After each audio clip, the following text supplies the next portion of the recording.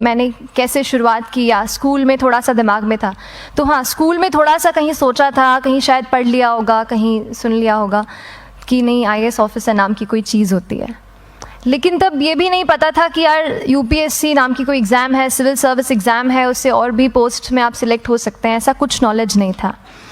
जब मैं अपने कॉलेज लेवल में आई, जब कॉलेज में एडमिशन लिया, मैंने भोपाल से ही प्राइवेट इंजीनियरिंग कॉलेज से केमिकल इंजीनियरिंग किया है।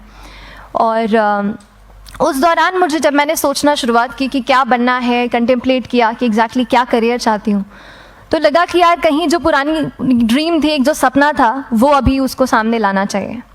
फिर इस बारे में और पढ़ा और तब खान स्टडी ग्रुप भोपाल में सेंटर वहाँ पे जैसे शुरू हो गया था, तो मेरा जो फाउंडेशन कोर्स है मैंने वहाँ से किया।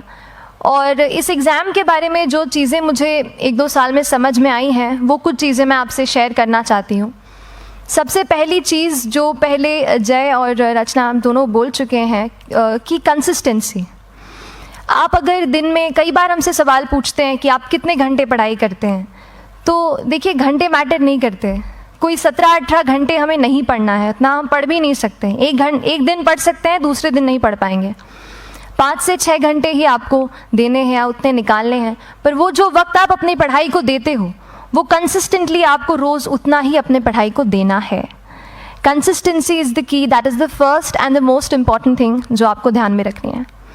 दूसरी चीज़ इस एग्ज़ाम में मुझे लगता है इक्वली इम्पॉर्टेंट है, क्योंकि ये जर्नी लंबी होती है। जैसे एग्ज़ाम ही 1 साल तक चलती है, आप प्रीलिम्स देते हैं, फिर आप मेंस देते हैं, आप इंटरव्यू में जाते हैं पर्सनालिटी टेस्ट के लिए, तो एग्ज़ाम 1 साल तक खुद चलती है। उसके पहले मान लीजिए आप 1-1.5-2 साल पहले से प्रिपेयर कर रहे हो, तो ये जर्नी काफ़ी लंबी रहती है। उस जर्नी में मेंटली अपने आप को मोटिवेट रखना, अपने आप को बूस्ट करते रहना, वो भी इक्वली इम्पॉर्टेंट है।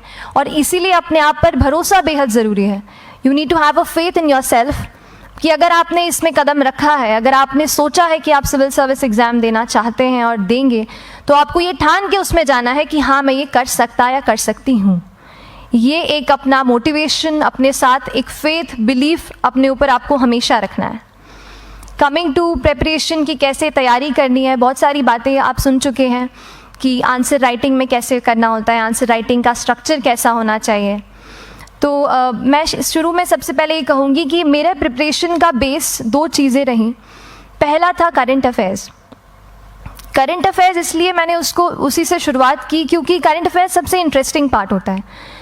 कई बार आपको हिस्ट्री कभी बोरिंग लगेगी, कई बार आपको लगेगा ज्योग्राफी इतना, कभी हर किसी के अपने अपने फेवरेट्स होते हैं। तो मुझे वो 2 सब्जेक्ट्स लगते थे कि यार इतना मन नहीं करता है, लेकिन न्यूज़पेपर्स और करंट अफेयर्स में जो भी नया चल रहा है वो मुझे हमेशा इंटरेस्टिंग लगता था। इंटरनेशनल रिलेशंस में क्या हो रहा है, क्या सोशल रियलिटीज़ हैं, कहाँ क्या हुआ, उसका क्या इम्पैक्ट पड़ेगा एडमिनिस्ट्रेशन पे और हमारी कंट्री पे, तो उसको आप अपना एक बेस बना सकते हो। आप करंट अफेयर्स बेस्ड प्रिपरेशन कर सकते हैं, इसलिए भी क्योंकि अगर आप मेंस एग्ज़ाम देखेंगे तो काफ़ी डायनामिज्म आ गया है, केवल प्रीलिम्स में नहीं बल्कि जनरल स्टडीज़ पेपर 2, पेपर 3 में भी आप देखेंगे कई सारे ऐसे सवाल हैं जो करंट इवेंट से इंस्पायर्ड होते हैं, उन पे बेस्ड रहते हैं। तो जब आप न्यूज़पेपर बेस्ड, करंट बेस्ड पढ़ाई करते हैं तो वो आपका प्रिपरेशन वहाँ से भी कवर हो सकता है। दूसरी जो चीज़ मैंने जिस पे बहुत फोकस किया वो थी आंसर राइटिंग। तो आंसर राइटिंग का जैसे खान सर बता रहे थे कि आंसर राइटिंग की प्रैक्टिस बहुत की, तो उसके पीछे मेरा ये था कि जब मैं हमेशा प्रीलिम्स का कोई भी पेपर टेस्ट देती थी, हम मॉक टेस्ट देते हैं, तो मॉक टेस्ट देती थी तो हमेशा मेरे मार्क्स करीब 90 to 110, 120, इससे ऊपर मेरे कभी मार्क्स नहीं जाते थे। तो मुझे हमेशा ये डर था कि यार प्रीलिम्स में कहीं मेरा कुछ, क्योंकि कट ऑफ भी इसी कुछ रेंज में जाता है, तो हमेशा लगता था कि यार कुछ गड़बड़ यहाँ ना हो जाए। लेकिन जब मैंने आंसर राइटिंग की और मेंस एग्ज़ाम के बारे में जाना, तब मुझे लगा कि आंसर राइटिंग एक ऐसी चीज़ है, मेंस एक ऐसा फेज़ है सिविल सर्विस एग्ज़ाम का जहाँ पे आप अच्छे से तैयारी कर सकते हैं। And if you have written the answers, if you know कि you have covered the points well, if you have included उसमें कुछ आपने facts, international reports, government schemes, आपने कुछ ऐसे उसमें सॉल्व भी डाला है, तो जो रिज़ल्ट आएगा वो सेटिस्फैक्ट्री ही आएगा, अच्छा ही आएगा। तो मेंस एक ऐसा पार्ट है जिस पे आप काफ़ी बैंक ऑन कर सकते हो। मैं जब पर्सनालिटी टेस्ट भी मैंने दिया, तो इस बार भी आप नंबर्स देखेंगे तो आसपास की रैंक के हिसाब से मेरे नंबर्स उसमें कम हैं, लेकिन it is just the general studies and the answer writing part, जो मेंस के जो वो है मार्क्स हैं या मेंस का जो एक फैक्टर रहा, वो मेरे लिए सबसे ज़्यादा इंपॉर्टेंट डिसाइडिंग फैक्टर रहा है। तो अपना एक्सपीरियंस यही बताऊंगी कि आंसर राइटिंग पे आप विशेष फोकस कीजिए। जैसा स्ट्रक्चर आपको बता ही चुके हैं कि इंट्रोडक्शन में कैसे आपको शॉर्ट रखना है, बॉडी एंड देन कंक्लूजन, उसमें छोटी चीज़ जैसे मैं अभी मेंशन कर रही थी, आप एक इंश्योर कीजिए कि देखिए जो भी एग्जामिनर आपकी कॉपी चेक कर रहे हैं वो दिन में 10, 15, 20 कॉपीज़ चेक कर रहे हैं, तो उन सब से आपको अलग कैसे आप अपनी कॉपी दिखा सकते हो, ये चीज़ आपका प्रेजेंटेशन और आप जिस तरीके से आंसर लिखते हो कंटेंट को, वो मैटर करेगा।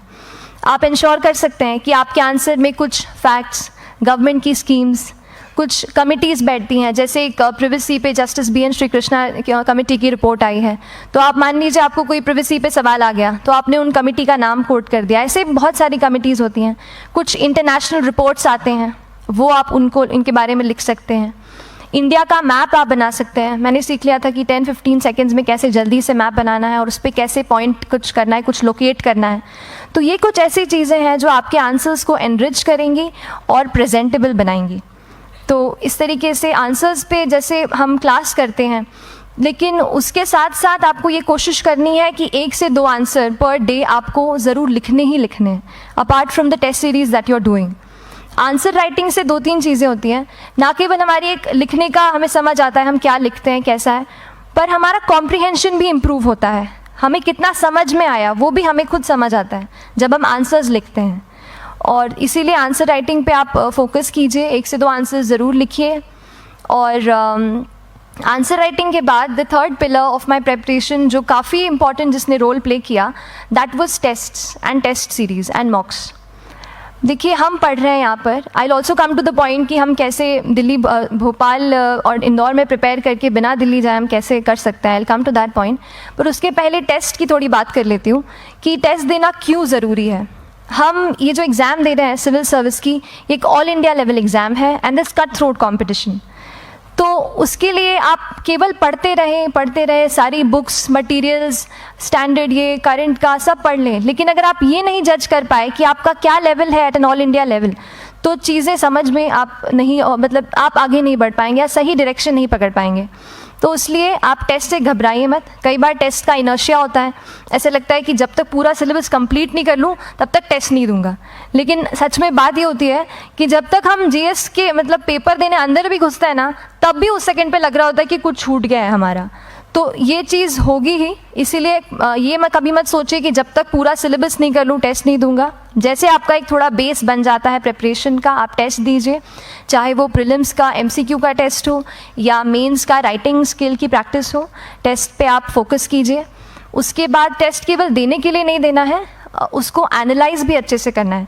When you get the answer hints, when you get the answer keys, analyse properly कि आपकी क्या गलती हुई है और उससे भी सीखने की कोशिश कीजिए कि क्या कुछ नया मुझे इस टेस्ट पेपर से या इस आंसर कॉपी से मिल सकता है।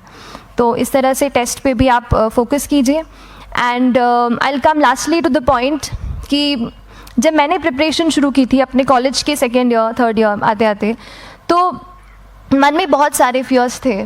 मैं भी एक नॉर्मल फैमिली से हूँ, मेरे फैमिली में किसी ने आज तक सिविल सर्विस का पेपर भी नहीं लिखा था, तो मन में बहुत सारे फियर्स थे, डाउट्स थे, क्या होगा, कैसे होगा। तो हो सकता है आपके मन में भी ऐसा हो। और हम जैसे यहाँ रहते हैं, हम सोचते हैं कि दिल्ली जाना तो सबसे ज़रूरी है, उसके बिना तो ये एग्ज़ाम हो ही नहीं सकती। तो उस पर मैं एक चीज़ बताना चाहूँगी कि जैसे KSG जैसे इंस्टीट्यूट हैं, जो फैकल्टी भी हमें वही मिलती है जो दिल्ली में पढ़ा रहे हैं, तो ये एक बहुत पॉजिटिव पॉइंट है कि क्वालिटी का कोई दिक्कत नहीं आएगी। बस एक चीज़ है, आप ज्वाइन करते हैं class, that will only provide you a direction. वो आपका रास्ता दिखा सकते हैं आपको कि इस रास्ते पर आपको चलना है, लेकिन चलना उस रास्ते पे आपको खुद है। You have to work on your own. कभी ये मत सोचे कि मैं वहाँ नहीं जा पा रहा हूँ तो नहीं हो सकता, यहाँ है, तो हम एक्सक्यूज़ेस बनाते हैं। कई बार चैलेंजेस आते हैं। तो मैंने कॉलेज के साथ प्रिपरेशन की, तो उसमें भी काफ़ी दिक्कत आती थी। कभी कभार कॉलेज की एग्ज़ाम होती थी तो इसमें मैं अपना उतना वक्त नहीं दे पाती थी। तो उस मोमेंट पे फिर प्लानिंग ने मुझे बहुत हेल्प किया कि हम किस तरीके से अपने कॉलेज के एग्ज़ाम के लिए प्लान कर लें। जैसे मैंने इंजीनियरिंग की है और मुझे पता है कि हम इंजीनियर्स 1 महीने से ज़्यादा पहले से पढ़ते नहीं हैं। पढ़ते हैं क्या? तो वो चीज़ आप ध्यान रख सकते हो, उसको अपना स्ट्रॉन्ग पॉइंट बना सकते हो। 1 से 1.5 महीना जब exam is approaching, I used to plan my entire syllabus का प्रिंट आउट निकाल के I used to make my notes, उस तरीके से उसको मैं उसको संभाल लेती थी। तो whenever you are managing those things together, focus on planning, किस तरीके से आप एक माइक्रो प्लान बनाएं, अपना डेली एक प्लान बनाएं, वीकली टारगेट सेट करें और एक ब्रॉड विजन दिमाग में रखें।